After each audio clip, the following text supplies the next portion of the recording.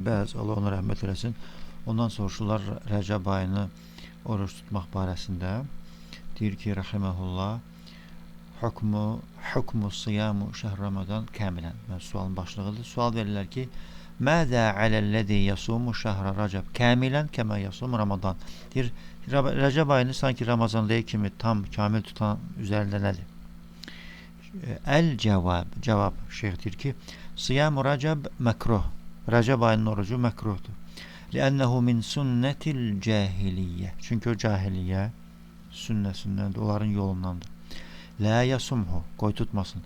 Sarraha kəthirun min əhlil ilmi bi kərahəti. Bir çox elm əhli bunun məkruh olduğunu bildirib.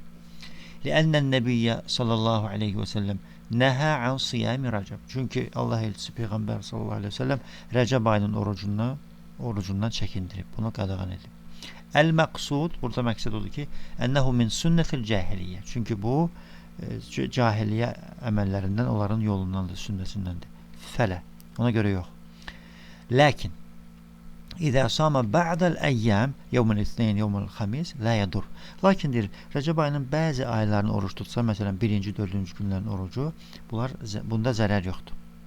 Əv sələsət əyyəm min kulli şəhr, la bəs. Həmçinin də hər ay tutulan 3 gün orucu ki var, onlar da tutsa bir zərəri yoxdur. Əmmə izə təəmmədə siyaməhu fəhədə məkruh. Lakin məqsədli şəkildə bilərəkdən Rəcəb ayıdır deyib tutsa, onda bu məkruhdur, bəyənilmir. Rahiməhullahu Teala. Allah şeyh rəhmət eləsin. Bütün ölən alimlərə və sağ olan alimlərə qorusun.